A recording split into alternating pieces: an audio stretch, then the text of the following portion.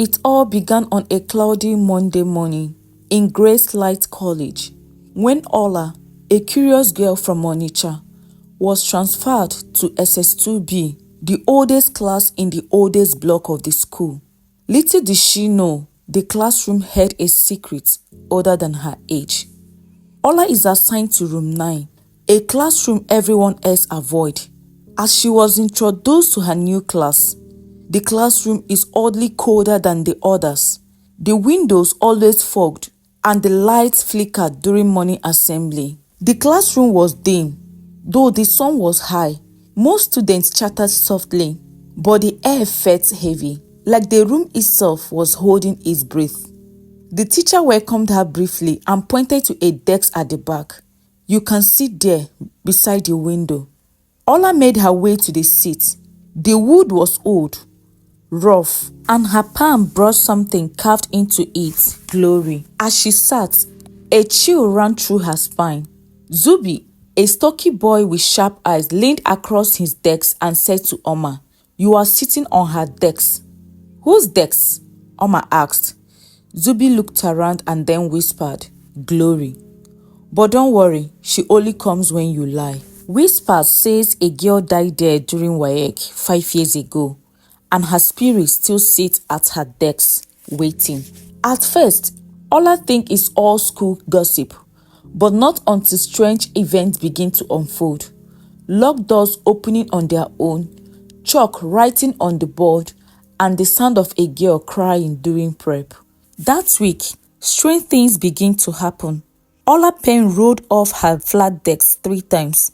Her seat was always colder than others. One morning, her textbook opened itself to a page on justice and fairness. And during afternoon prep, a soft voice whispered near her ear, "Speak for me." She turned and seeing no one, she looked around. Everyone was studying, except the desk beside her, always empty.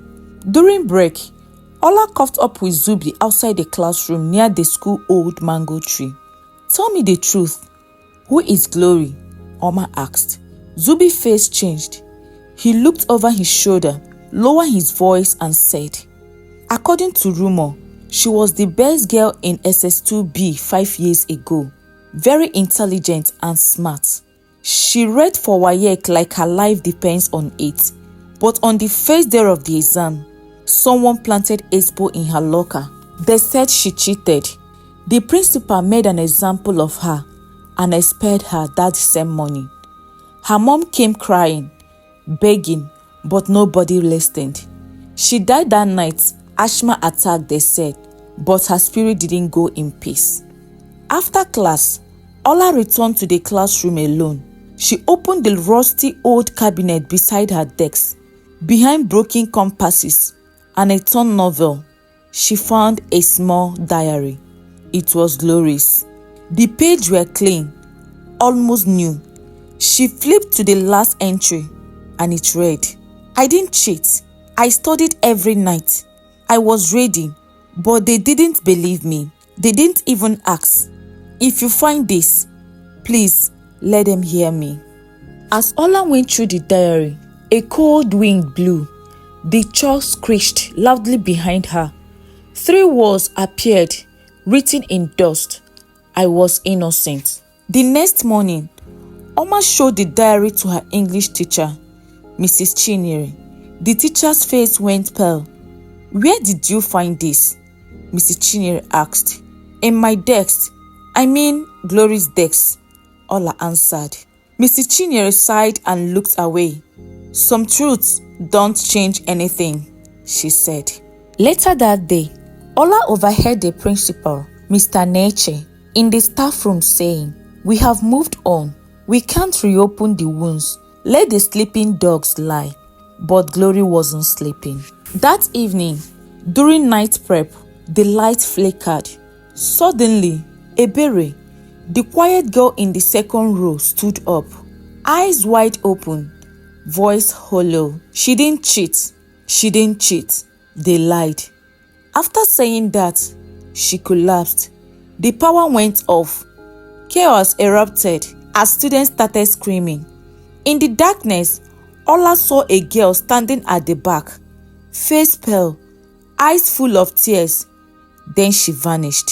That same night, Ola stepped out from her dorm. She found Mr. Joe, the night guard, sitting near the gate with his torch. "I know you have seen her," he said. Ola nodded. "They lied about Glory. She used to read here at night. I saw her every night. She was a good girl, but the principal didn't want bad press. He made her the scapegoat. Since then, she's been roaming, but she's not wicked. She just wants someone to tell the truth."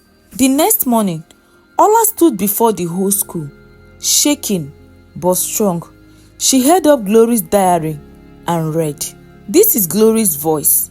She didn't cheat. She studied every night for her exams. She is innocent, but was wrongly accused and expelled. She cried. She died.